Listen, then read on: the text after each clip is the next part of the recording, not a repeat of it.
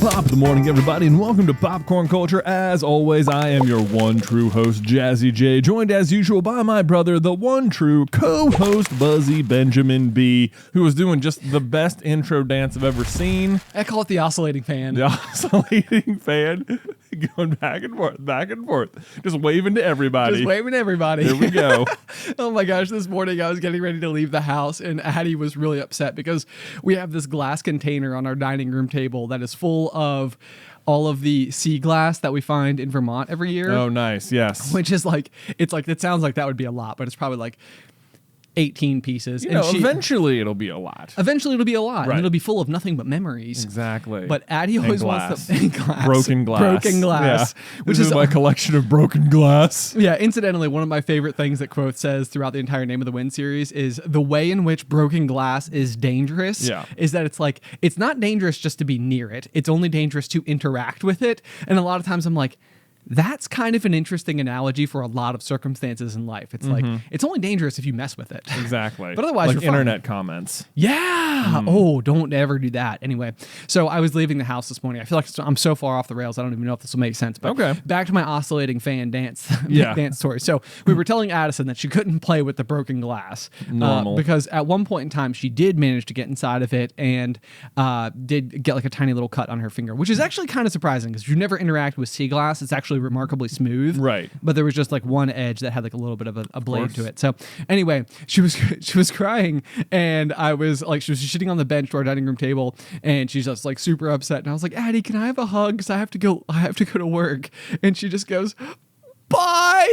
Like from like across the room, but she didn't come up to give me a hug or anything, but she was like, was just upset you were leaving. Well, no, she was upset because she couldn't play with the broken glass, which like unfair, right? Like I feel like I'm just trying to be responsible. I love those like Instagram and Twitter accounts that are like, why I'm a terrible parent, and it's full of answers like that. Like I wouldn't let my child play with broken glass, and now they're freaking out. Yep, that's exactly correct. Yeah. And I mean, even as I was saying it out loud, because in my head I have such a relationship with this kind of sea glass, which is like when I was like a child. For one, Addison is named after the town in Vermont where said glass is collected from. So it's a deeply sentimental place to me. And like as a small child, I remember like walking the beach and collecting it like with our grandmother, who like Addison's middle name is. Right. And you know, so it's like I don't think of it as broken glass. I think of it as like polished memories. Treasure. Yeah. Like, I mean, literally though. But as I was telling this story, I was like, yes, I was not letting my child play with broken glass. Yeah. Way to go, Ben. Yeah. Parenting 101. Yes. You're doing it. Nice. Yeah. Nice. Dude, okay, so on a similar note, I suppose, segue, yesterday I was down in the basement playing Diablo 4. No, hey, exciting! I know, glad to hear you're into it. Oh man, I'm so into it. We can talk more about that later. But and Luke got up from quiet time and he came, roaring downstairs. He was so excited to be done with, to come. Was he just interrupt my game? Was he just like the 20s? Just what? Just like the 20s. He was just roaring, man. He was just roaring. He was like, it is the best part of the day. I get to go find what Dad's doing, and he can stop doing that and pay attention to me instead. Like nothing can be better. Nothing can be better. Yeah. What are you doing? Stop that and pay attention to me. Yeah. Okay. Anyway, so what happened then? Okay, so down in the basement, I've got all these shelves on the wall, and on the very top shelf is this stack of 3 books that look very nicely stacked together. They are black, red, black. They are the first 3 Harry Potter books of the 20th anniversary edition.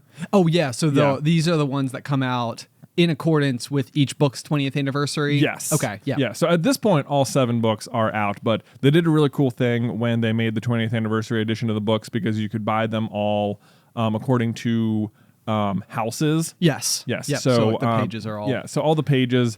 There's like cool illustrations on the inside. There's some like little bonus information depending on what it is. There's like the covers are really ornate, and they've got like Easter eggs that are based on the house. So each cover is a little bit different too. Yes. And I remember when we were when we went to London for like our 48 hours in London. I'm getting misty just thinking about it. Oh my gosh, I know. So my son Luke had just been born at the time, and we were at the Platform 9 3/4 gift shop, like the Harry Potter gift shop of all gift shops. You know, like you're in London, you're there.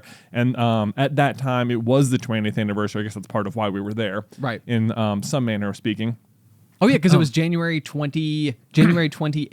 2018. Yeah, that's when we were there. Yep. Yep. So they had just released the Philosopher's Stone, and I was in the gift shop, and they had done this, thing where you could choose which house you wanted, and I was like, oh my gosh, how cool would it be if I bought Luke his first book from this shop? Like, Yes. that's going to be so cool. And then I suddenly was confronted with which house did I think my 5-week-old son was in at the time, and I was like, oh no. And it made me incredibly emotional. I ultimately decided on the Gryffindor books because he was in the NICU and was so brave and stuff.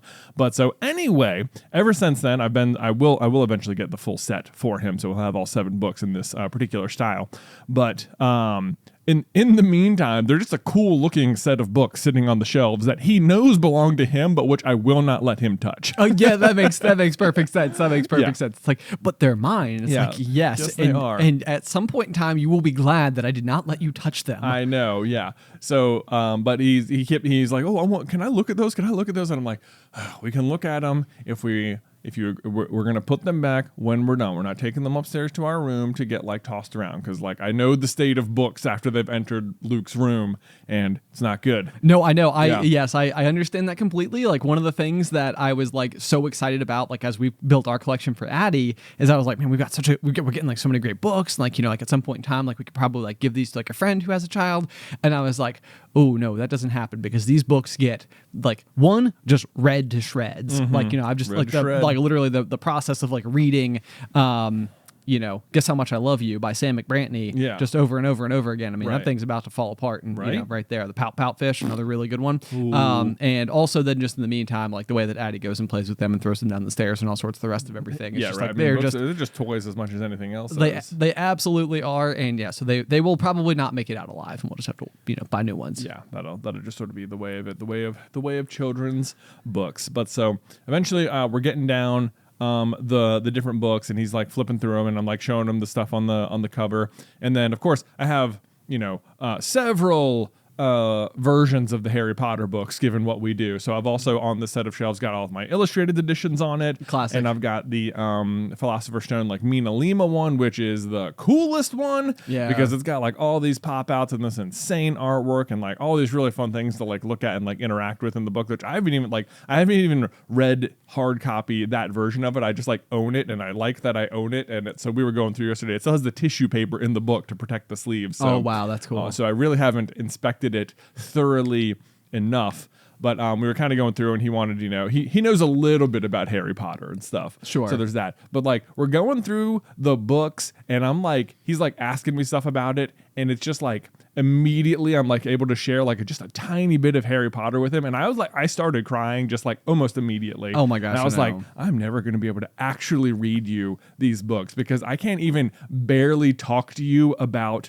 just the idea of Harry Potter without welling up, much less actually start reading the story itself to you. I know. I mean, how do you get through that first chapter? Oh man, it's gonna be impossible. I have no idea how I'm gonna do it. And I'm he's getting to the point where he's probably old enough to maybe 6 or 7 feels about the right age, maybe. Yeah. He could handle it, or stick with the story long enough. We have a close friend from high school who's been reading it with his daughter, who is in, I feel that age range, and I feel like that's definitely something that's it'll be incredibly momentous. And I'm in the exact same way. So for our registry, we had the 3 illustrated. I think at the time the 3 illustrated came in this really cool box sleeve thing, and so largely in Addie's room we have all of her books lined up, and it's the book end. So right now the primary function of it is that it's 3 heavy books that are held together by this one thing, so we can lean all the other books up against it. Okay. But it is also the closest thing to me. So if I'm sitting right here, immediately to my left, it is the closest thing. And so a lot of times when Allie and I are doing bedtime for Addie, we'll literally go in, and I'll sit in the rocking chair, waiting, and Allie will go through, and they have their little baby lotion routine and all the little things that they do, and then she'll come over and hand her to me to read her the books. And every single time I'm sitting there waiting on Allie to finish so I can take over for my part of it, and I'll look over at it, and I'm I don't know how I'm gonna do it. It's gonna be really, really, really tough, and I'm sure that it's just gonna be because she also, that's the other thing that occurs to me, is she won't understand probably why it will make And same thing for you. Yeah. It's like she like won't understand why it's so emotional for us to do that. Yes. You know, which is going to be really Yeah. kind of like a fascinating like I know. just piece of parenthood. Right. It's like, because like, yeah, it's just, yeah, like not only am I just heavily nostalgic about the books themselves, but obviously what we do is like such deep dive analysis of it. And it's like so part of like our career and like what like helps support our families, and everything we do is just like, you know, so supported by like our love of Harry Potter. So it has like all these extra layers to it that I don't think nearly as many people like have connected with in that way. Yes, right. Yeah. I mean, it's like that's like one of the things about, I mean, because even like one of my like crystallized memory, like core memories from childhood is like going into mom and dad's room where like I remember him like, because he read the first books to us aloud. Yes. You know, from the pages. Like we Yeah. were all like laying on the bed as he like read the story to us. And so it's like not only, yeah, exactly. You're right. You know, I mean, it's like this like childhood passion that became like, it's like one of those things that when you think about it, like how often is it the case that you've met somebody who's like 8, 9, 10 years old, and the thing that they love at that age ends up becoming like their career. Oh, I know. You know, I mean, it's crazy. I mean, it's not even, and it's not, I feel like it, you know, the ways in which I mean, I'm sure this is a shared experience amongst tons of people, but like the way it infiltrated, like not just our childhood, but like because you sort of grew up with the books, it was like you never outgrew them because the story wasn't over yet. Right. You know, yes. like you were sort of just right there. So I remember like going to the midnight premieres with like, you know, the GMA and stuff, and just Yes. being there like with that friend group. And then when, you know, me and Beth started dating, it was this huge like bonding thing that we had really in common. And like she used to get me the books on CD every year for like my birthday, so that I would have something to listen to when I went to drive to visit her at like college and stuff. Yep. So just so much it has infiltrated so many parts of my life, and like it has not, like I know the point where it's going to infiltrate my relationship with my kids is coming, and I'm like, I can't even think about it sometimes. I know you're so Yeah. close too. You're so close. And it's like one of those things that like, I fear, because I know that like as a parent so far, I have definitely wanted to I think that I find myself trying to avoid can we like skip ahead? Like, can I like I want to get, you know, but at the same rate, you also have to like live inside of like the respective moments and appreciate like all the like little milestones. Yeah. But then there's all the big like aspirational things like I can't wait to. And it's like waiting is also, I feel like, part of that emotional journey as well, where it's like at some point in time you will have waited like, you know, 7 years to like open this book for this purpose. Right. You know, and it's just like, oh man, I it's know. like this has been like a long time coming, but Here like we go. here we go. I know. And then the real question from there, and I feel like even like knowing Luke is just, it's going to be like, how long will it take before he's just like off to the races as well? I know, because right. I think there's going to be like the part of you that like wants to do it alongside him, but I feel like knowing Luke, he's going to be like, let's go. Let's go. Yeah. I mean, you can always just go reread them and stuff, I suppose. The other one I'm looking forward to is showing him the Star Wars movies. Yes. Yeah. Which is like I'm less concerned that Harry Potter will be spoiled for him, like, you know, at school in some way. Like, it doesn't Sure. seem like there's always, you know, the big, like Snape killed Dumbledore situation. There's always that. There's always that Yep. you could have spoiled for you. But that is like, I'm so much more concerned that someone will spoil the Empire Strikes Back twist to him ahead of time, because I'm like that. I've been waiting for that moment where my kid sees that for the first time, like since I was a kid, you know, Right, like and right. if someone ruins it for him, I'm gonna be so mad. And I'm like so like trigger happy on that one. I'm like, let's just do it. Let's just get it out of the way, because right now it hasn't happened. Right. Yeah, that's like you're like inside of the safe zone, but it's like at any But, like, point in you're going time. to kindergarten this fall, and like who knows which parents have made which decisions, or what teachers might be like, oh, Luke like Darth Vader, to be like, no jokes about Darth Vader around my son, okay? No. Yeah, like a sternly worded like a letter Yeah. with every single teacher. It's like I know the connection you're going to try to make. Don't do it. Do not do it. Yeah. Okay. Yes, his name is Luke. Do not tell him about Darth Vader. He has not seen the movies. Okay. Right. Ooh.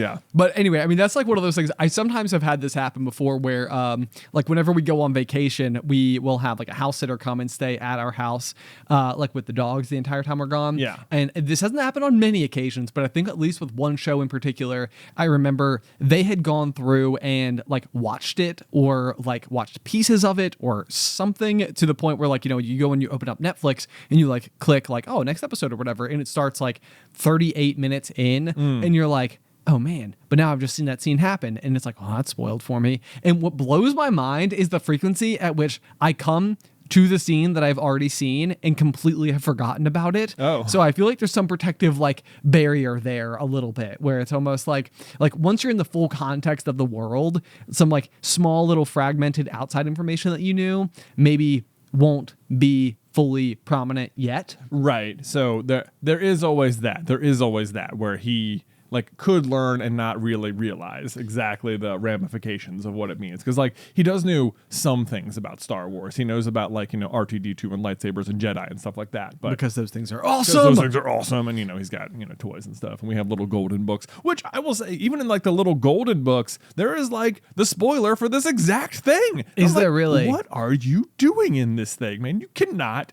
do this. Wow. That is Yeah. that's very interesting. It And is I'm trying to think surprising. back because I feel like if memory serves, we were into Star Wars before Harry Potter.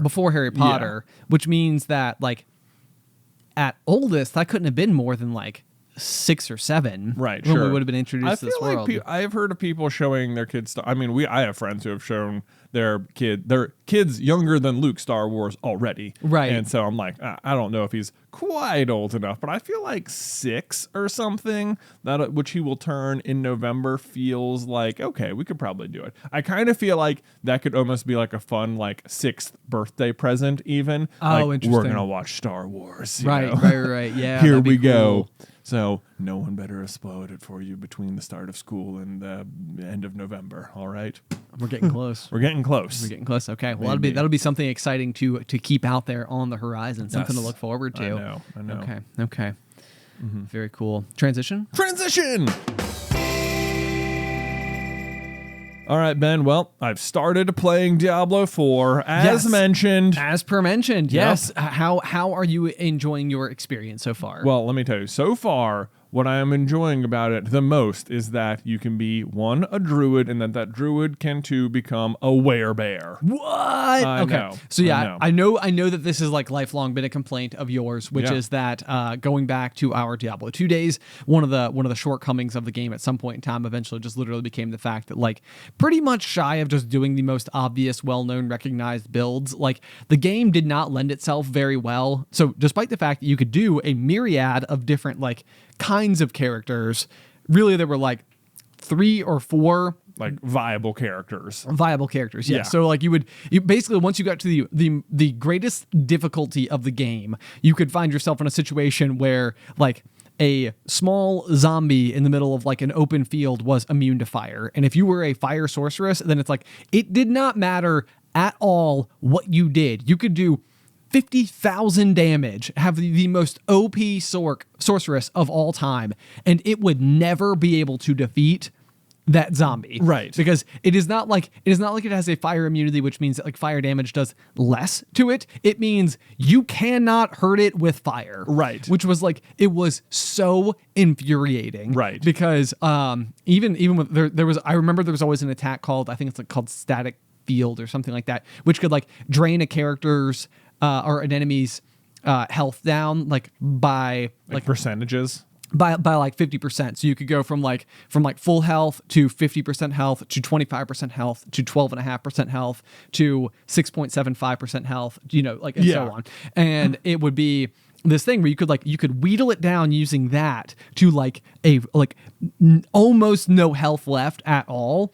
And it still did not matter. You could be berating it with like all you got, and, Yeah. and it would never die. It'd be raining meteors from the sky. This thing's immune to fire. It doesn't matter. Right, which ultimately just meant that everybody was like, all right, well, if we can't do that, then you really can't solo with this character, which means that I need to do something you can't solo with, which basically like narrows it into like 4 characters, Right. or 4 types of characters altogether, which was very frustrating. But so now you found that it sounds like D4 has solved this particular problem. Well, so yeah, I remember even just when Diablo 3 came out, it seemed like that in particular was something they had completely revamped about the game, or like really focused in on, where like it didn't matter which character you choose or which skill tree you went down, there was a viable way to do just about anything in a meaningful way that would let you play the game and complete it. Right. And I loved that about Diablo 3, despite its other differences from Diablo 2. But the thing that it was missing was that when we played Diablo 2, I always the character I always wanted to do was a druid that could transform into a giant werebear and just go smash it off as Big Bear. Yeah. And it was so fun, but you just couldn't do it past a certain difficulty. Like it just was not very good. So they have Diablo 4 now. You can choose the druid, and they have kept the model from Diablo 3, where you can be, I think, pretty much viable with almost any skill tree. Certainly, there will always be some that are greater than others. Sure. But you know what? You can be a viable werebear right now. So I've just been ripping people apart. It's been fantastic. You've been just having a complete blast with it. Yes, yeah. I was like, as soon as it fired up, I was like, man, I can't even tell you how many times I picked druid and how many times it was a disappointment. And there it is, one more time, just sitting there like, am I going to choose the same thing I used to always choose? And I'm like, yup, because we can do it this time. Wow. So that is very exciting. You know, it's so strange for me too, because with this particular game, because I started playing like back, I don't know, maybe like 6 months ago or something. I was like, I'm really bored. I don't have anything going on. It's kind of cold weather right now. So like, I was like, I might just go close myself in my office, play a little bit of like Diablo 2 Resurrected. And so at the time I had like pulled it up and everything and had the game open, and I was just kind of having fun, like running around, like, like literally in like the most normal version of the game. I don't think I ever got past like level 25, and like the max out's like 99. So like I didn't get very far in it, but it happened to be the period of time where they had the pre-release or the available sign up to where you could be like a beta tester for D4. And I was like, oh man, that'd be so cool, like to be able to like play like sooner rather than later. Like what an exciting thing. And I was like, I was like right on the fence, and I was like, God, maybe I'll do it. I ultimately ended up not doing it. But then like D4 gets released, and it was like one of these things where I was like, why am I so hesitant to go and play this new game? And I've actually had the exact same thing happening right now, because when Alice was pregnant with Addison, we were having the home renovated, and like at night, like we were like, kind of finding like a new kind of like version of activities, because we really couldn't do most of the things that like we had been accustomed to doing, partially due to the fact that it was still like pandemic era times. Right. Like you couldn't really go out, and like Alice was of course pregnant, and like the nausea was a really like big deal. So like a lot of times it was like, all right, we're parked on the couch. So we started playing Breath of the Wild, the Zelda game, and we absolutely like loved it. We actually like played the whole game through together. Like she would sit on the couch, and like if I couldn't solve something, she would like have like the player's guide open or whatever, and we would like go through and like, like we literally played it like very collaboratively. Right. So when Tears of the Kingdom was coming out, it was the same thing. It was like, oh my gosh, this is gonna be so much fun. Like I can't wait to like, I had the game pre-ordered. I had it the day it came out. I was like, oh, it's gonna be awesome. Here we go. Yeah, it's gonna be so much fun. And sure enough, it was like one of those things where I even like bust out the Switch. I got everything charged, like the Joy-Cons, and I did all the rest. I like loaded up the game, had it up on the TV, and like I couldn't bring myself to like press play. Oh and man. I'm like, man, I don't know what's going on. Like I always end up finding myself in this position. I think I'm like, I get so close to doing the thing, and then I'm so afraid that it's going to like let me down in some way that I'm like, oh no. My fear of this thing letting me down is outweighing my joy from playing it. Right. And I'm like, I think it really started to like crystallize here in the past week, because you've been playing Diablo 4, and at night, like on several times, like over the past several weeks, Alice has been like, do you want to play the new Zelda game? Like we could do it together. Like she's even offering. 100%. Yeah. Like she is fully on board. Like she is invested in like in the story, and like even the situation where like she is just sitting next to me while I'm playing the game. Like she wants me to be playing the game so she can be watching that happen. That sounds like Nick and Nate especially love watching me play Mario Odyssey. That's now. awesome. They'll just be like, "We'll play a game," but what they mean is they want to watch me play the game. But that's not the worst. Isn't that, I'm like, well, I'll be over here playing video game with the kids. Let's go. I'm parenting. I'm parenting. We're bonding. Okay. Yes. But so last night we kind of got through our whole day. We had like seen some friends and stuff like that. We went out to eat, and we got home, and we were kind of like, we had finished the show we were watching, so we didn't have like anything like up next or anything. I'm sitting there like in the living room, and I'm just like I literally looked at her and I was like, God, I am so bored right now. Yeah. And she was like, well, we should do something. And I was like, I'm too afraid to turn it on. You know, it was just like, and she's like, Ben, put the console in. put it on, and man. I'm like in a bad mood too. I was like grumpy about it. I was like, fine.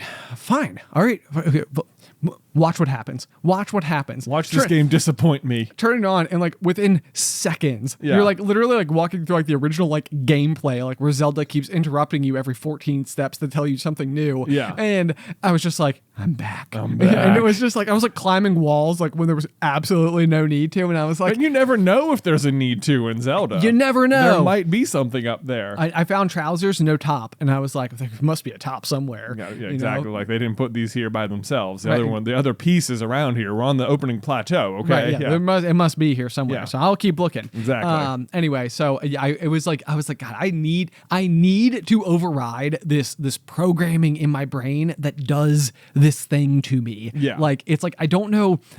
Because I feel like I talk to everybody else, and everybody like doesn't seem to have this shared worry or concern or something. But like I think that I'm more afraid of being let down than I am excited over something happening. Yeah, excited to be happy. Exactly. Yeah. It's like I'm so afraid that like the happiness like will not be available. So it's like I don't even want to enter the store. I don't even want to enter the store. And then I woke up this morning and I was like, it was so fun. Can't wait to and play. like if you haven't played it yet so far, like some of the new mechanics are just absolutely incredible and awesome and so cool. But then I was also like, then Jay just started playing Diablo 4. So maybe I should just go all in. Dude, just go all in, man, because I'll tell you what, I could use some help in the game at points. Because I will say, one of the things about like Diablo 2, maybe you got to the point where like your character was no longer like viable. Like, good luck, you actually just can't beat the game anymore, almost no matter what. Right. Or you need a party of people, at which point they're just doing everything and you're just sort of there for the ride. Right. Whereas Diablo 3, I felt like I could go through and occasionally I'd come across a challenging fight, but for the most part, you could just blast through stuff. You could do like, oh, have to adjust my strategy a little bit here. Oh, I could be a little bit better about this, whatever.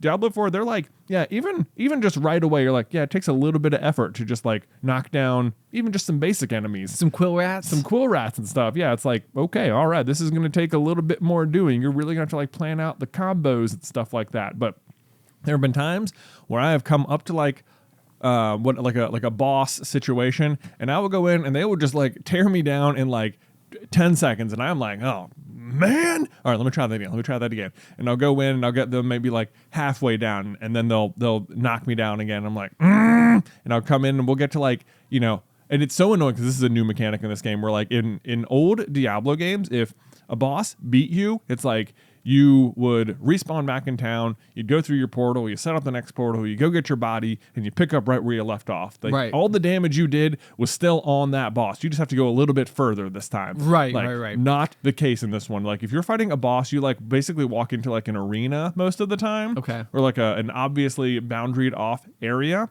even if it's in like the middle of the wild or something. And like, they reside in that area. So if you die fighting the boss, the game was aware that you were in the middle of a boss fight, and it's not treated like a regular enemy. You walk back in there, they're back at full health. They're like, no, you will have to kill this guy without dying. Whoa. And it is, which like, fine, that's cool, but it is so frustrating if you got him down like 90% of the way and now you have to start over, because sometimes they're going to get this weird like lucky hit and you're like, but I will say, so there's been some bosses where I've had to go back in like almost 10 times to go in and try and like figure out, what am I doing wrong? What do I need to adjust? What could I change? And like finally getting them down. Just like, oh my gosh, I cannot believe I finally got it. Cause like you'll be going through on like round like 6 or 7. And you're like, this is basically impossible. There's no way I can do this right now. Right. And like feeling like I'm way under leveled, but eventually finding your way to the finish line is like very satisfying. I bet so. But man, yeah, yesterday. So one thing I had not done yesterday was like you can upgrade your potions, I guess, rather than finding bigger potions. You just go talk to someone and they just upgrade your potions altogether. So every potion you find is always the same level. You can just upgrade the kind of potion you find, I guess, if that makes sense. Interesting. So yeah, I was basically playing with like and you can only carry like 5 at a time. So I was fighting someone yesterday and I was basically having to use like 2 or 3 at a time just to like refill my health, where I was like, okay, now if I go get better potions, I can really space them out and extend my Your life longevity. a Okay. lot. Yeah. So it's like they're really wanting you to like find all the different mechanics of the game. Yes, in and order it was to- like yeah. that made a big difference. That made a big difference. And then just learning like, oh, this boss's attack does this, but if I cast this particular shield right now, I will be safe. So that's good. Anyway, if you want to play D4, I'd be happy to jam with you. It'd be great. Okay. Yeah, just to have a jam sesh. Have a jam test. But speaking of Switch things, I am super excited right now because I have been like, this has been like a project, air quotes, in the back of my mind for like, I don't know, like 5 or 6 years at this point. Okay. Which has been the just slow waiting for Star Fox 64 to be released on the Switch. Oh man, that's some I know. nostalgia for you. It was. I mean, I loved Star Fox 64. It was one of my favorite games growing up because it was the kind of game where you could sit down and you could beat the entire game in like an hour. Yeah. Like it was almost like designed to be, it's not like insanely hard or anything. Sure. But it was so fun because it was almost like a choose your own adventure. Like depending on how you did in each level, you could choose different paths to the end. And, it was like, you could earn medals for like how many ships you destroyed or whatever. And it was so fun. And I've let since the days of the N64, I haven't like picked it up in a very long time. And like, I remember like when they started releasing old N64 games on the Wii, like, oh man, maybe they'll put Star Fox on here. And I don't think they ever did. And then I was like, are they ever going to put it on the Wii U? And I don't think they ever did.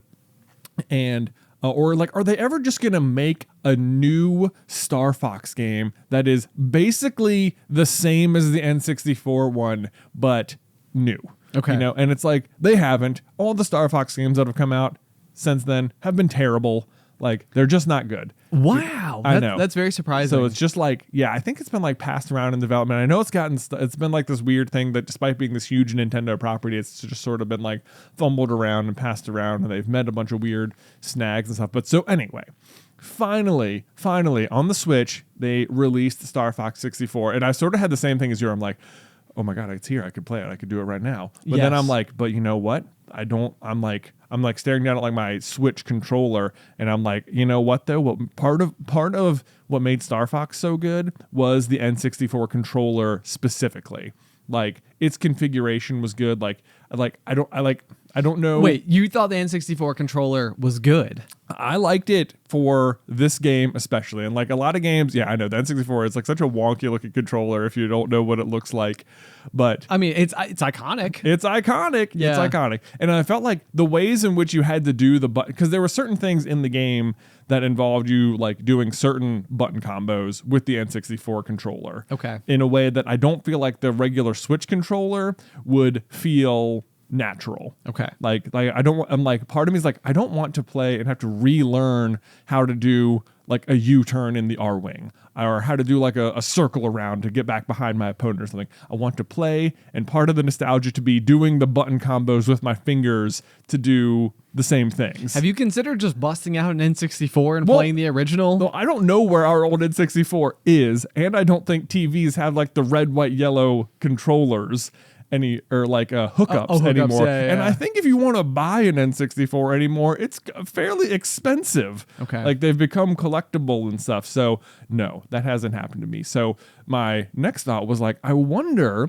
if there is just like an N64 Switch controller. Because they've got, like, we have a GameCube controller. It seemed, yeah, that seems seems like like there's a- got to yeah. be one. So I looked that up, and sure enough, Nintendo has made one. Like, Nintendo made it. It's not No like way. a third-party like one. not Bad Cats. Yes, but it was like a limited release sort of thing, which like immediately sold out.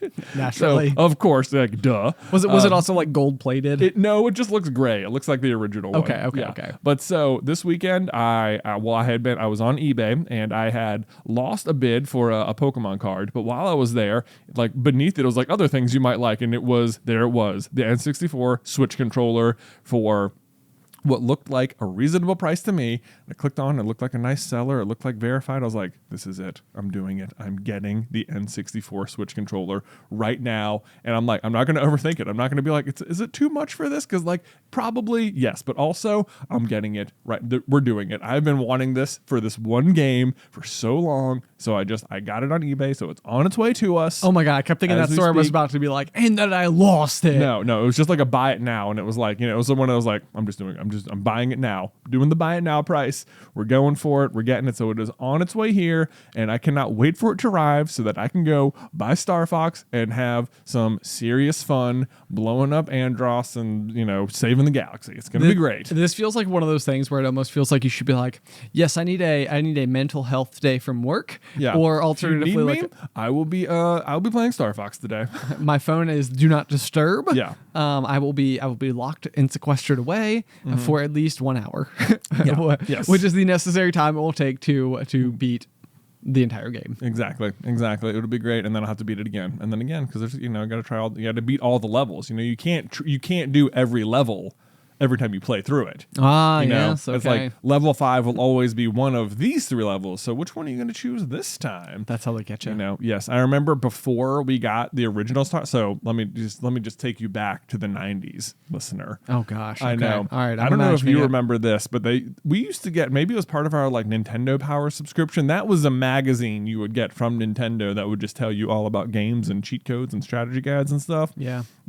But I don't know if this was part of that, but sometimes in the mail would be a VHS tape, which was basically like a 30-minute commercial promoting a game that was coming out in the future. I do not remember this at all. Well, let me tell you, that it occasionally happened. There was one for Pokemon back when that happened, but there was also one for Star Fox before it came out.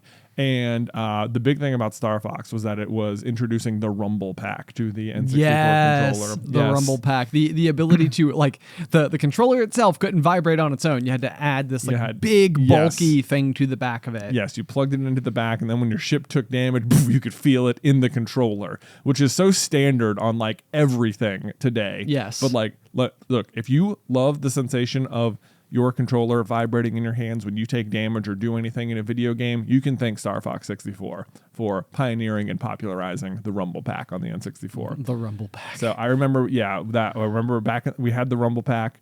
We had the VHS. I was so hype on this game coming out. I remember I would play through it all the time. I remember beating it on like the hardest run of planets the first time.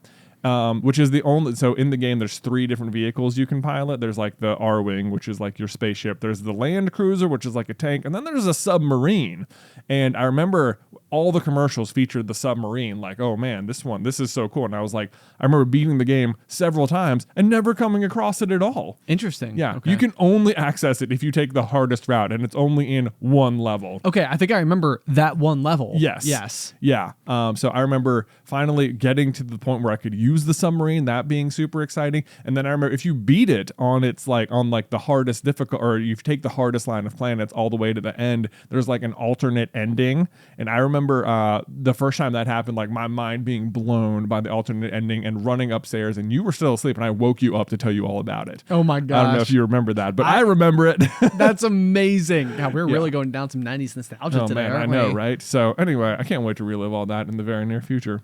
Hopefully. It's coming. It's coming. Is this another one that you would not want ruined for any of the kids? Like it's very important that you don't know how this ends up. Oh, no, I don't care about that. That's fine. Because I feel like there is a pretty epic ending to Star Fox. Oh, for sure. I mean, yeah, it's pretty cool. It's a pretty cool ending. Yeah. Yeah.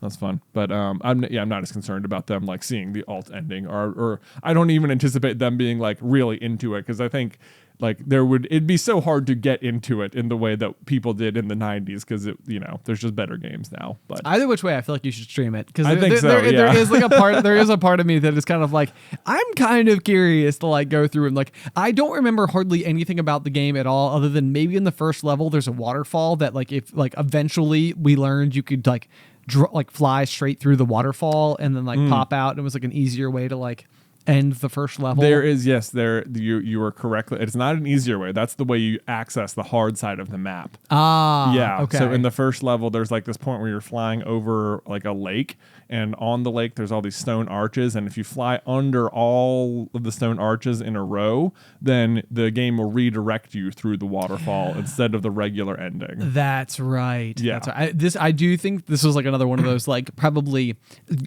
tiny little granular things that ultimately led us down the path that we found ourselves on today, like doing Super Carlin Brothers. But I feel like it was like not everybody knew that like worked, and I feel like I never like when we had friends come over as a kid, I feel like we had several friends who did not have like a console of their own at home, and so when they came over, what they wanted to do was play Nintendo, and what I didn't want to do was play Nintendo. Right. I usually was like, well, we could go throw walnuts at each other out in the yard. Have Right. you considered Walnut that? Wars. Walnut Wars. Yeah. It was a great game that we invented that really never amounted to a whole lot of actually ever striking anybody successfully with the walnut, because That's pretty much the end of the game if that happened. that's pretty much because walnuts hurt. Basically like throwing baseballs at each other. Yes, Yeah. for sport. But I got to build defenses, and usually you stood up on top of a hill and threw the walnuts down, and I had to see if my defenses would hold. Right. That was more of the game. For the most part, they would. Yeah. But anyway, I do think that this one detail, because I don't think I could ever beat, is the sun level. Am I remembering this correctly? Is the sun level of Star Fox particularly difficult? It was the thing about the sun level, which I think was called solar, was that it was a completely lava level, and at all times, no matter what was happening, your ship was taking damage from the heat. Okay. Just by being on the planet. So you were constantly having to like get more health back, and at various points they would throw giant waves of lava at you that were hard to dodge. So yes, that one was a little trickier because you were always taking damage no matter what, even if you were dodging incoming enemy fire. Got it. Okay. Yeah. Well, either which way, this was like my one way, like the one thing I wanted to do when I was playing Nintendo with people was like, let me show you the cool thing that I know. And it would be like, on level 1, look, did you know you could do this? Boom. Boom. Now we're going through the waterfall. Like, I do remember getting like a small handful of those like mind blown moments from friends being like, No way. I know about this is that. how you access the other parts of the map. Yeah. And it's like, whoa. Yeah. I remember the first time we made it through the waterfall, it was on complete accident, like just through like, fooling around on the game. I just like ended up going through all the arches, and it sent me down the water path and being like, what's happening? What's happening? What's happening? This is amazing. Oh my gosh, what's going on? And then like not knowing how I triggered it for like months after that. Like, playing through it, wondering like,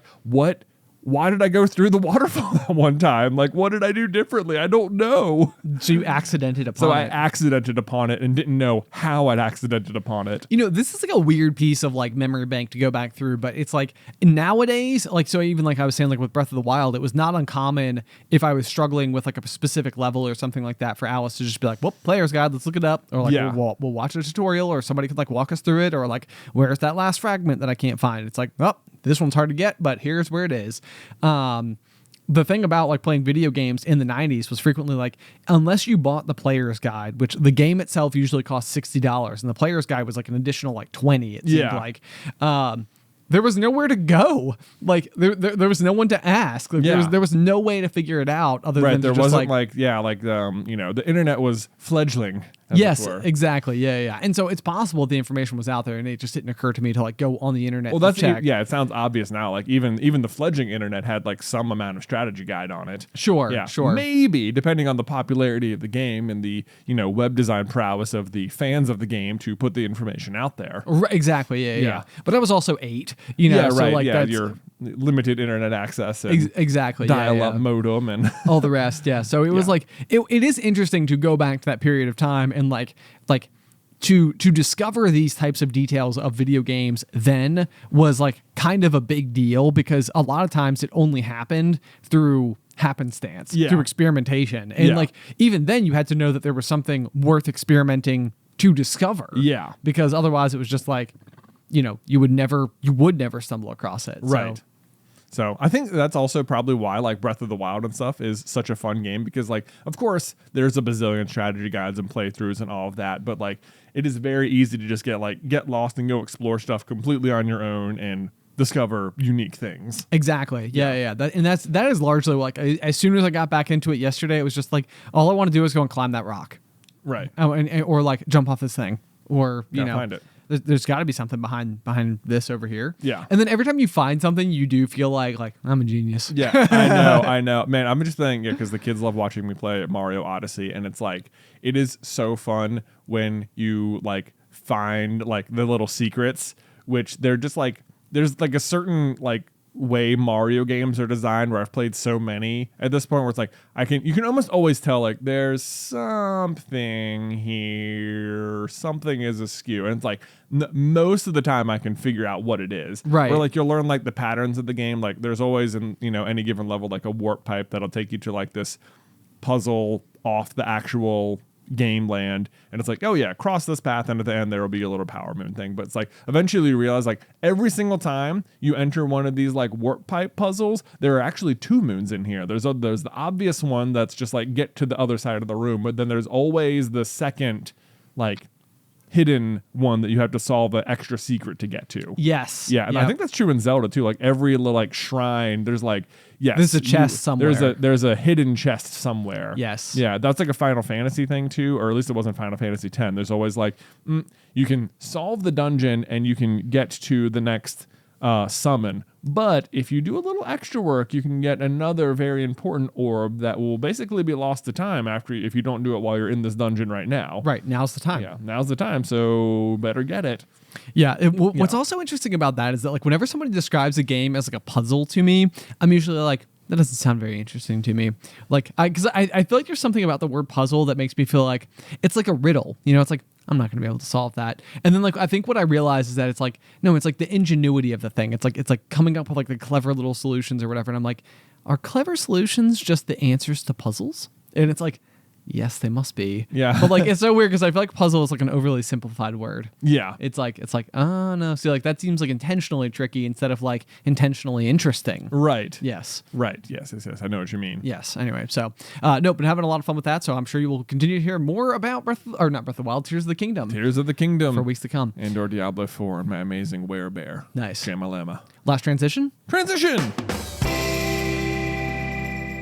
All right, Ben. So this morning I was in the car with young Lukester. Okay. We were at the pharmacy, and Luke was asking, if because Beth went in to get him some medicine. He had an upset stomach this weekend, but he was like, "Is mommy getting me a toy?" And I was like, "No, I don't think so. She's just getting medicine." And so then, like 2 minutes later, he's like, "Daddy, when we go back to Holden Beach, can we go back to that same store and get the alien surfboard? Because like there was like a toy. We had this cool toy at the beach where it was like this like just surfer dude standing on a surfboard. It was really cool. Like, and if you threw it into the waves, like no matter what, it would pop up and like the next wave would hit it, and like it would look like a dude riding a surfboard coming back to shore. It was really cool. Yeah, it was really cool. I was like, someone came up with some like fun plastic physics here that make this work, and it's such a simple toy, but it is so fun watching it work. It is. It reminds me, I don't know if you remember when we were kids, but there was these like it was like an eagle shaped balance toy where all of the weight of it was like right in its beak. Yeah. So you could like put it on the end of your finger and it would just like balance up there. And Yeah. I remember I just thinking it was like the coolest thing ever. I would always like put it on like the edge of my bed, so it was like defying physics. Yeah, but it was looks just like it should fall, but it's not. But it's not. Yeah. So anyway, it's exactly like that. Yeah, but it's except exactly for, like that. water. Yeah, but so we went to like one of those like Waves beach stores or whatever, and it turns out they were just selling more versions of those at the store, and there was like a little alien one. So I thought it was funny. First of all, that he was asking like, can we go back and just get like to that store to buy that alien? And then like Nick and Nate who were sitting next to him like, I want one. He's like, well, they only had one. And I'm like, yeah, it's so funny that like in your mind they've got one for the rest of time. Right. Like and that specific one will still be there. Right. That is extremely funny. It's like, like, this is not a concern. Like, not like I'm not worried that someone else will buy it between now and potentially next year when we go back. Yeah. Like, it'll be fine. It'll still be there. But Nick and Nate, there's only one. There's only one. Okay. And I'm calling it right now, a year out. But so then I'm like, I don't know if I'm like hedging or trying to have a conversation about like money or something. And I'm like, well, how are you going to buy it? Do you have any money? And he's like, well, just how do you make money? And I was like, well, you got to do work. You got to earn. And he's like, no, how do you make money? Like with paper. I was like, you can't. I was just like, I was like, I had first described to him like how you had to work, like how like I go to work and that's how I make money. And then he's like, no, but how do you make it? And I'm like, that's how you got to go out and earn it. He's like, yeah, but no, but like make it with paper. And I was like, that was like, it's so funny to me that like Luke's immediate instinct upon like how to get money was to just literally produce it himself, straight to counterfeiting. Yeah, it's just like, not that he has any concept of like where it comes from or anything like that, but no, as per always, yeah. this always reminds me of like the conversations I would have with mom as a kid, where Yeah. I did not understand the idea of checks. Yeah. And it was just sort of like it did not occur to me that a check was basically a relationship between you, the person, a bank, and then also the establishment that you were shopping with. Right. And so like whenever I would ask mom for a toy, she was like, no, we don't have any money. And which was, I think, usually her way of just being like, no, we're not buying something. Right. I was like, in my mind, I was always just like, Mom, we'll just write a check. It'll be fine. Just write a check. They won't know we don't have money. You have a pad of paper in your thing that you can just write on, and it's effective. You can just make money that way. Right. Yeah. You put whatever amount down you need. Right. Okay. And like, then it's done. we could put $1 million and we'll be fine. Yeah. that would probably raise some red flags. Right. I have to imagine. But that's exactly what it reminds me of. Like, it's Yeah. like, oh wait, no, it's like, Dad, I don't know if you've considered this before. I understand you go to work all day in order to make this money. Right. But what we could also do is there's some printer paper back home. I bet we can Right. make. We'll just make it. We'll make it. We'll make it. We'll cut it out, and then we'll go spend it. All right. We'll just get whatever we want. It's so much easier. We'll have an alien surfboard by the weekend. I know. We'll just physically make the money. It was so funny, just immediately where his mind went to. Just like, no, I'm not gonna. Why would I do work when I can just make my own? It's so much better. Right. Okay, you have clearly overthought it. Yeah. I have the better strategy. Better strategy. It was like, you know what? That would be the better strategy if it wasn't like extremely illegal. Right. Yeah. Yeah. That's the problem. You're gonna have to show him Catch Me If You Can. Yes. Yeah. He'll just grow up to be a con man and What a role model. what a role model. Yeah, Frank William Abagnale Jr. That's the one. That's Yeah. the one. My favorite part about that movie always is when he is soaking all of the little toy planes in the bathtub, and then he Yeah. like carefully takes off like the sticker and like drops it onto like the blank check. Right. It's always so satisfying. I'm like, wow. Wow. I'd buy that. Wow, exactly. Yeah. Right? Like he's like, all that's really stopping me from producing my own checks is I don't have access to the stickers on them. I know. It's like if I could just find the planes that he was using, I'd be fine. I'd be fine. I'd be You know completely what? fine. I mean, as a kid, these were all of the unrealistic things that like it was never seeing like a Megazord or something like that. Like those were never the like unbelievable things that stuck with me. It was always like the little stuff. So I think I've talked before about like Home Alone 3. Yeah. There's like a computer chip that like is for like a missile or something like that that some other foreign government wants, and it's like hidden inside of like a toy truck. But like the fact that like inside of the toy truck is like a computer chip, and then my realization that if you just like take things apart, you can find computer chips inside of them, and it's like, hey, maybe one of those missile codes is inside our telephone. We've got some real value right here. Yeah, it's like, Mom, have we considered taking apart all of our electronics? Our electronics. Just be glad I never took apart the N64, because I'm sure I considered it. Oh man, yeah, that would have been a real bummer. I could see that going extremely poorly. Oh man, I was watching a TikTok the other day where someone was like going through like the progress of Super Nintendo video games where they had just the cartridges, and they were like, here's some of the early game models, and to be like a chip that was like, a 2x2 square that was inside of it, and it's like, and this is what this game looked like. And then it's like, then a few years later, you got this, and then you get to like Donkey Kong Country, and it's like, now they're taking up the whole board, and if you look down at the cartridge sides, they even have 2 little additional processor plates down here. And then it's like, then let's look at Mario Kart or Super Mario Kart, the original one. It's like, now they've added in all these extra chips all over here. That's basically adding a whole nother bit of memory, and this one's like another graphics driver. This one does this, and you're like, wow, like there's a lot of different things happening inside the cartridge I never considered. That's so cool. That is very interesting. Like Yeah. if you were to physically take apart the like the cartridge itself, it's like you would find different things inside of the different games. Yeah, absolutely. Yeah, Dang, depending that's- on like how complicated the game was and like what kind of stuff it could do. Well, I've seen things before where people have taken apart their original like Pokemon cartridge games, because I remember when we were kids, we had a Pokemon Blue version that was yours, and something I think it was like, I was always under the impression, and maybe this was still the case, but there was like the missing no code. Oh yeah, the missing no cheat for sure. Yeah, which was like the ability to go and you could like talk to this one guy like just outside of Pallet Town, and then if you flew to Cinnabar Island. You could like surf on like the right hand edge, Yep. and then you would discover a Pokemon called like Missing No, which was Yep. like missing number, and it was this like weird, like computer chip looking thing. Yes, Yeah. exactly. But it's like I could never figure out whether or not this was like a built-in design or a straight-up glitch. Oh, straight up glitch. It was a straight-up glitch. Yeah. Unintended. Unintended. But it made the 8th item in your inventory multiply by like 99. Yeah. Which is like a very, very, very weird, unusual problem. Yeah, a weird effect that you could pull off. Yes, and so what I mean, we would always do is that we would go find a rare candy,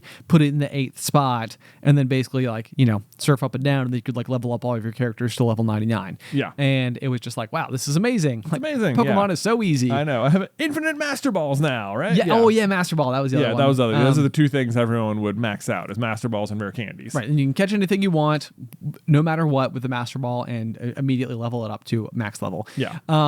But what I feel like happened with this was it seemed to like corrupt the cartridge itself to the Yes. point where it would not save anymore. So we would like, I remember like there'd be like days where like Tyler would have a soccer game in the morning or something that we needed to go to. So like we would like wake up first thing in the morning on a Saturday and start playing, and then just play as long as we could until the batteries basically died in the Game Boy. Yeah. And that was as far as you got to ever get at any point in time, because then it would die and then you would not be able to. Yeah, you couldn't save and you couldn't turn it off because you couldn't save. Exactly. Yeah. So it was always kind of like this big, like, all right, how far can we get this time? Which is sort of like an interesting way to play the game, I guess. Is Right. like in one go, how far can you get? Right. But also I have since seen, this is like another one of those things with the cartridges where people like were able to like take them apart, literally like remove it, take the chip itself out, and then like re-solder together like this like one line of computer chip, and it would like solve that problem and like repair the cartridge itself. I think that is a thing you can, for sure do, because the other thing that happened after like 20 years or something, like I guess they're like on the circuit board cartridge inside of the plastic was like a very tiny, like almost watch battery type thing. Oh yes, That was yes, yeah. That was like powering the ability to save or something. Okay. And so what was happening was, like it, after a certain amount of time, like everyone's save file just died because like en masse, every Pokemon game's battery died at the Right. same time. So it was like, this is sort of the end, the weird unofficial end of all like the red and blue games, because like now the batteries are just too old, but you could go in and repair them and like revive them, I guess. It's sort of amazing. Yeah, that that's the kinda case. cool. Yeah, because it's like it's such a.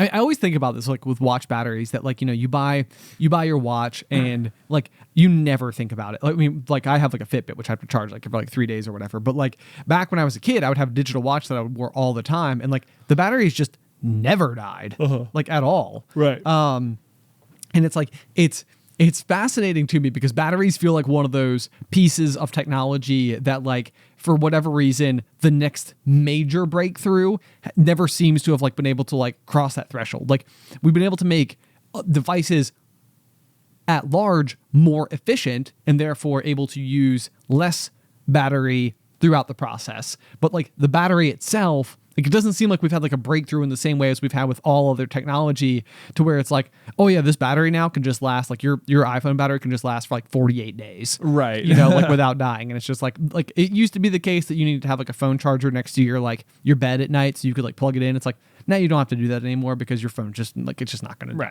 die. Like, it doesn't really die. Batteries are just that efficient nowadays. In the meantime, though, that was effectively what happened with your watch. Like it would just go and go and go and go and go. And it's like it's using such a small amount of energy. And it's like, when you see a watch battery, it's like a nickel. Yeah. It's like it's such a tiny piece of whatever, and yet it never dies. And so this is what blew my mind about discovering that there was like little watch batteries inside of Game Boy cartridges, is that it was like, no way. Right. Like what? Like they were accounting for the fact that at some point in time it would die. Right.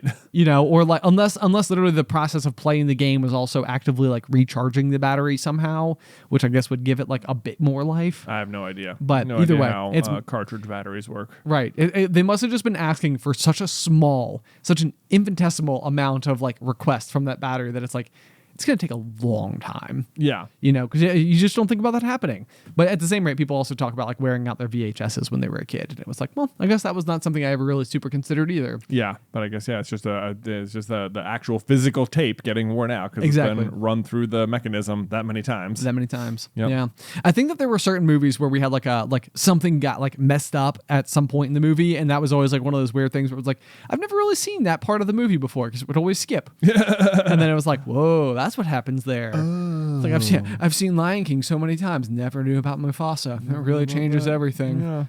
Yeah. I had, gosh, this is just like the video game episode. There was once upon a time the portable gaming device, the PSP, the PlayStation Portable. Did you have one of those? I had one of them. Wow. Yeah, I know. I was like, I'm going to be so on the cutting edge of this. I remember thinking like I got it for Christmas one year, and it was like the same year that I was working. I had like a part-time job at Panera Bread. Nice. Yeah, and I remember thinking like I'm going to be like the guy that is on top of this, and I will like, and now I have income to buy games, and I'll just have like a cool library of PSP games, and it'll be like, this is definitely the future. And it was not.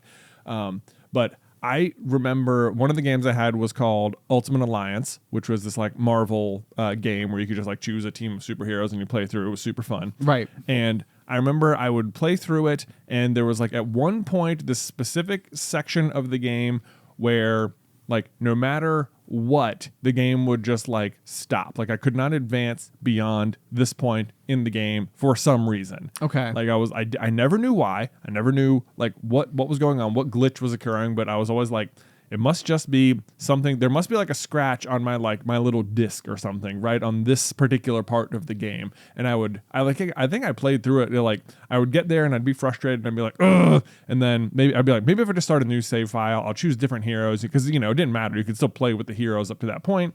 And I'll just maybe when I get there the next time, it'll be fine. Like it'll have sorted itself out or something like that. And no matter what. It's amazing how you could like talk yourself into believing that that's possible. Yeah. You're like, okay, yeah, maybe it was just like that save file. Something was wrong there. I'll just replay it. And it'd be like 10 hours worth of gameplay to get to this particular spot. Right. So it would take a long time. And every time I'd get there, I'd be like, is it going to work? Am I going to be, or I'd be wondering, like, am I doing something wrong? I think it involved like picking up a sword or something is like what it would not let you do. And I was like, do I need to do something else to pick up the sword? Am I playing the game wrong? And like, I remember looking it up like, nope. You should just be able to pick it up. It just won't let you do it or whatever. And I went like, I probably went through this like 5 or 6 times because it was still just fun to play in the meantime. But like, I went as far as to buy a whole second copy of the game at some point. I'm like, I have got to figure out what happens in the second half of this game. And like, it has to be this cartridge. And I played it in there and I went up to that exact same spot in the game and it still wouldn't let me go past. So there was like something about this game and like my physical PlayStation portable device that was not letting me like get past this point of the game. It was so annoying that I had basically beaten the front half of the game like 6 or 7 times and just couldn't move past this point for unknown reasons to me, even to this day. But eventually, they also had the game on the Switch, or not on the Switch, sorry, the Wii. Okay. Back then, and I got the game a third time to play on the Wii, convinced that it would let me past that point, and sure enough, finally. Oh my god! I was about to say, I was like, I'm gonna lose my mind if you tell me it didn't work again, because like at this point in time, it would feel like no, Jay. At this point, it's the game. That's when the game ends. You can't pick up Thor's hammer. That's what it was, and you're not Thor. So no, yeah, that was it. I just never chose Thor. Right? Yeah. Oh man. Okay. Now it makes all the sense in the world. Yeah, but eventually, I beat. I went on to beat Ultimate Alliance many times on the Wii. Man, so you've spent some hours on this game. But it was super fun because you could play it like multiplayer. I remember like me and Tyler would play it a bunch. I think me and you and Ty and our cousin Michael would play it at the beach even sometimes. I remember that, yeah. That was super fun. And I remember I got Ultimate Alliance 2 when that came out, and me and all of my college roommates would play that together. And I also have Ultimate Alliance 3, and I recently beat that on the Switch. So it has been a fun little series to go through. That's very cool. Yep, anyway. Interestingly, on this exact same note, I'm like literally looking at our bookshelves right now, which is what was making me think about it, because I was like, if there's an example of something like this that that has like stood out to me as well before. And so it's a Name of the Wind type thing, and I think it's in Wise Man's Fear, the second book. And like I have always listened to it every single time I've read it on like through Audible. Yeah. And so I've probably read the book at this point in time, I don't know, 10 or 11 times, or both books. And at some point in time, like obviously Kvothe is like the narrator of the story, and he's like telling you the story from the inn that he now resides in. And there is one chapter in the book on Audible where it would, well, in my mind, it would just literally get like halfway through a sentence and then cut off. And every single time I was always like, what am I missing? Yeah. Like, what's going on here? Is there something else? Because like I think he's talking about like how to get into the archives or something like that. So it's like it's sort of like a mysterious sort of like you know, underneath the university, like more information and I was always like, I like to write theories about this and everything, and I was like, I should probably check the book just to see like what's actually happening in this moment, because he just cuts off mid-sentence every single time. And I always think like, you know, like I'm just driving to work, like it's not that big of a deal. Like I know the rest of the story. I've never really felt like something like major was missing. And it finally took me to like physically opening up the copy of the book, going to the page in particular to discover like what's going on. And what happens is that it's the only time that this ever happens in the book, but someone just walks into the inn while he's telling the story. And so the chapter ends, but I feel like it's very intentional because the chapter ends and he's like mid-sentence talking about something that is like otherwise mysterious. And then like it never picks back up. Oh. So it's always like he was going to tell us something else. Oh, he was about to tell you something like, better. There is something at the end of this paragraph that is informative in a way that like suggests that like he knows one more thing that he has never told you, the reader, because he just sort of got distracted and then picks the story back up. Yeah. And it's like, afterwards. Yeah. What is that thing? That's frustrating. That's like that. Another thing I feel like that sometimes happens in books like this, like where like is you'll find a spot where whoever was recording the book clearly came to like a spot where they needed to like stop the recording and press go again, or they're like, all right, I think we're gonna wrap there for today.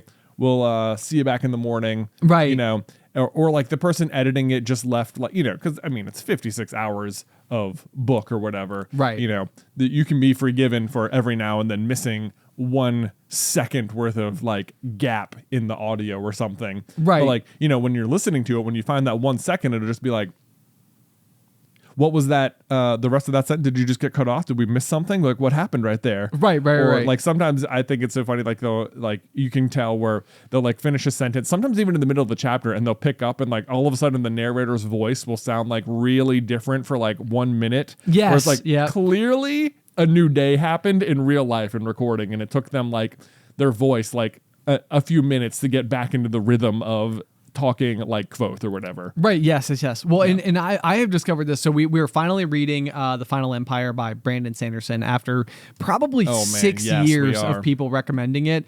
And one of the things that I think I've noticed about that particular narrator is that he occasionally, I don't even know if I could do it, he occasionally like bumps the microphone. Oh, like just like sort of runs into it. Yes. Yeah. Like he must just be talking and like it's just like a little like it always sounds a little bit like thunder to me or something. Ooh. Or I'm like, you know, like it occurs to me because like we've occasionally recorded episodes here of the podcast, or like when we're doing like Super Carlin Brothers, and the roof above us is like a membrane roof, and if it is raining, which it does in Roanoke a lot, you can hear the rain through the recording, and it's like one of those things where it's like it's Tuesday, we have to record today. Right. Like there's no way around it. There's nothing else we can do. It's just it's a part of the ambiance of today's video. And so like I think we were recording a video last week and this happened and it stopped raining halfway through. And so as I was like running through the edit, you know, like listening to it with headphones and everything, it's like you can hear like where it stops. Yeah. And it's like, oh, that was weird. It's like, but it's also like there's nothing we can do about it now. But it's like the viewer at home is not expecting for you at the studio to be struggling with this particular problem. Right. And so that's what I think about, like, you know, if you're the editor of the audiobook and this person has gone through and spent, you know, 35 hours recording story. Yeah. If you hear like a little microphone bump, it's like, that's not really the end of the world. We're not going to have them go back and like re-record that whole chapter just to eliminate it. But it's also like, but now it's in there. Right. It is in there. Now it's part of the story. Right. So those are like little interesting, like little tiny tidbits that like every once in a while, and I mean, they're so small. I mean, like unless you're like really paying attention, you can probably like never even notice it. Oh, right. Yeah. So anyway, I always do think it's interesting when you discover like little isms like that, though. It's like, Oh, man. I know what they had to do there. Yeah, last week our normal main video editor Riley was out of town on like a trip, and so we had Ethan, the podcast editor, editing the main video.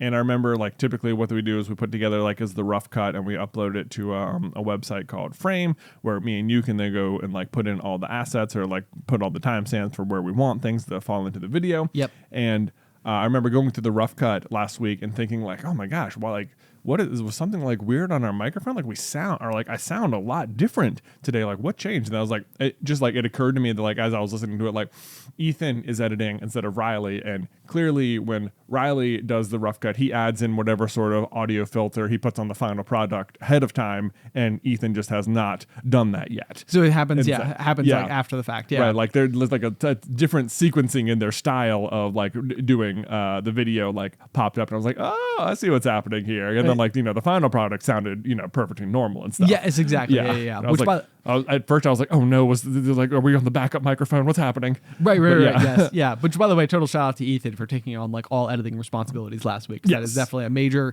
extra lift on his end of things. But it is very, very interesting. Like whenever you find like those like little tiny like details that are like ever so slightly different from person to person.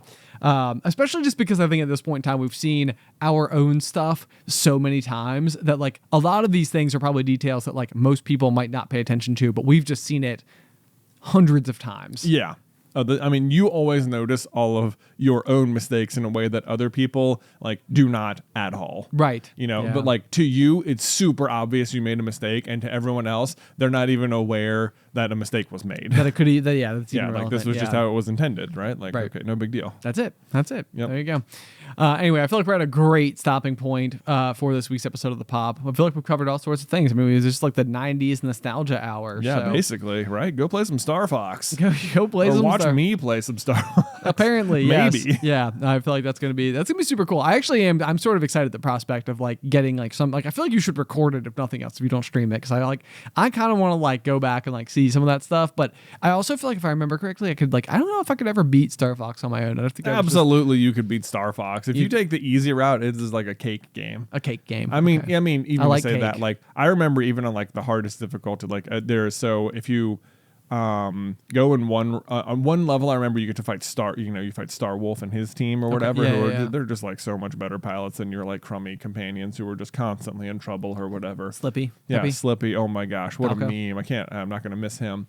Yeah, but then like if you go to the hard route, there's like a rematch with Star Wolf, and they show up in these ships, and it is like that is probably the true boss fight, is defeating the souped up Star Wolf team. Nice. But I remembered like I remember figuring out that like as soon as the level starts, there's like 10 seconds where you're just flying around and you don't know what's happening. You're just sort of like cruising around the level, and then like from above comes in. He's like, surprise, surprise, Star Fox or whatever. Nice. And it's like, if you have your wits about you, you can turn your ship to the sky and just launch a smart bomb at all four of them, like clustered together, and like do massive damage to all of them at once. Awesome. Yeah, and I remember figuring that out, and like that fight became so easy, so fast all of a sudden. Man, I forgot about smart bombs. Yeah, right. Yeah, that was smart bombs. Yeah, shoot those up. So that was always I think like a fun thing I learned about that game that made that otherwise very difficult fight much easier. Okay. Anyway, That's helpful. I don't know how we got in there, but I think you were saying you weren't sure if you could beat it. But now I know the tip. Yeah, there's always tricks. Yeah, there we go. That's on the trick. These were the things you were not willing to share with me, I think, as like, respective like 11, 9-year-olds. Right. Ben, if you didn't learn it for yourself, what favors was I doing you telling you how to do things? Well, you're never going to learn how to solve any problems for yourself. Exactly. You're not going to, I'm doing you a favor by letting you learn for yourself. Thank you for that. Anyway, guys, thank you so much for tuning in. Be sure to let us know all of your thoughts. You can email us at popcornculturepod@gmail.com, or if you'd like to get a little extra popcorn culture action in your week, we do have over on Patreon the After the Final Pop. It's an extra 15 to 20 minutes of Jay and I talking after each week week's episode, where we just tackle a topic we didn't get to in the main episode or expound on a topic that we did talk about. That's at patreon.com/popcornculture. But otherwise, until next time, Pop, pop.